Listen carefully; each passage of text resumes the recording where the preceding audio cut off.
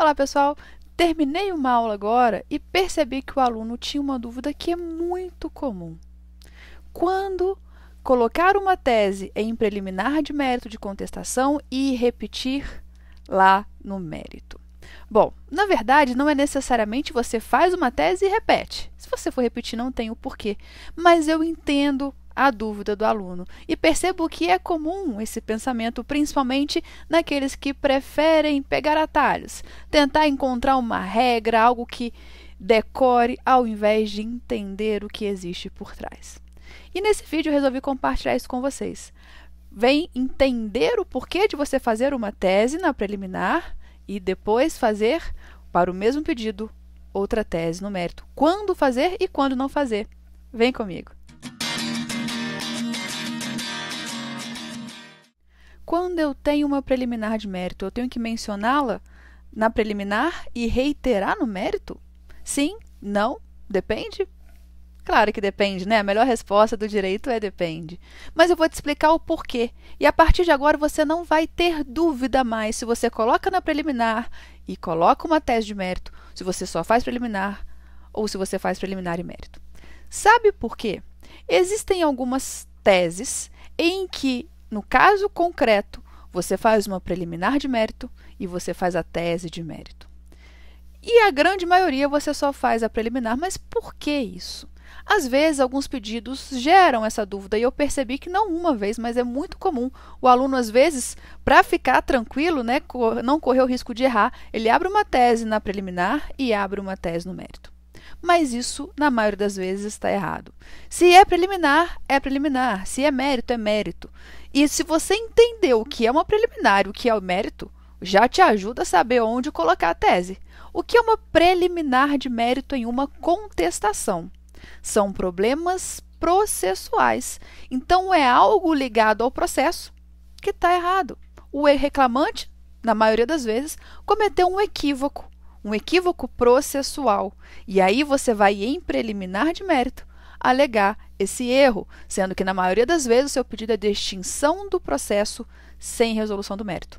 E o que é o mérito?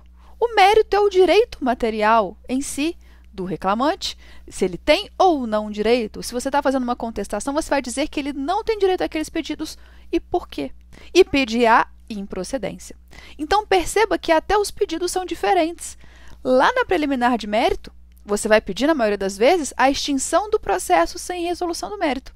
E no mérito, você sempre vai pedir a improcedência do pedido. São coisas completamente diferentes. Porque quando você extingue o processo sem resolução do mérito, como o próprio nome diz, não se resolve o mérito, não decidiu no mérito, não entrou no mérito do processo.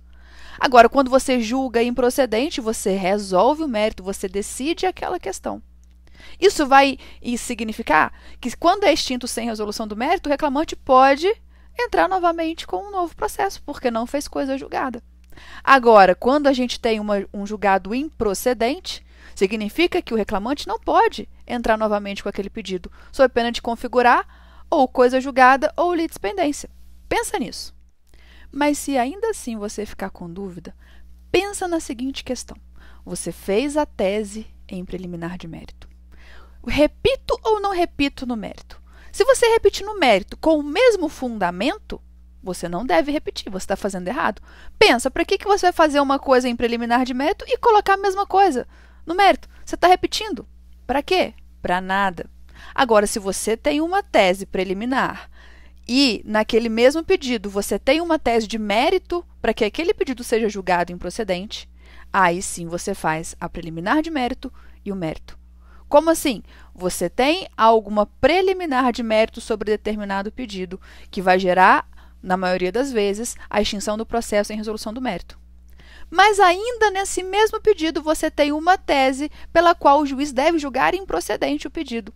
Foi o que aconteceu numa contestação, na penúltima contestação que foi cobrada.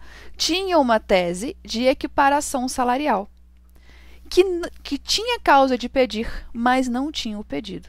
Então, no enunciado trazia todas as razões pelas quais a reclamante pedia a equiparação salarial.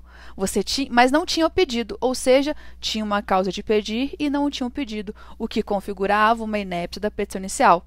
E a inépcia, como você bem sabe, deve ser arguída em preliminar de mérito, com o pedido de extinção do pedido sem resolução do mérito. Que pedido? De equiparação salarial.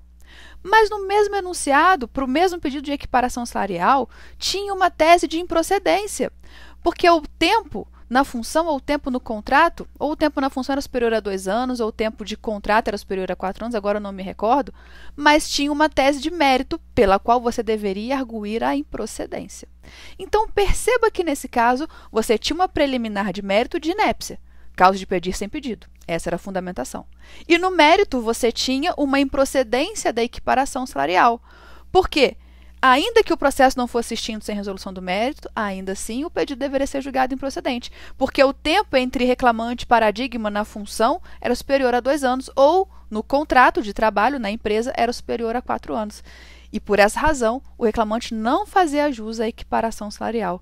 Perceba que as suas fundamentações são diferentes, embora o pedido seja o mesmo, né? Você está falando sobre a equiparação salarial, na preliminar você vai arguir a inépcia. E no mérito você vai arguir a improcedência. Isso a gente faz em razão do princípio da eventualidade. Lembra que a gente utiliza todos os argumentos em favor do cliente?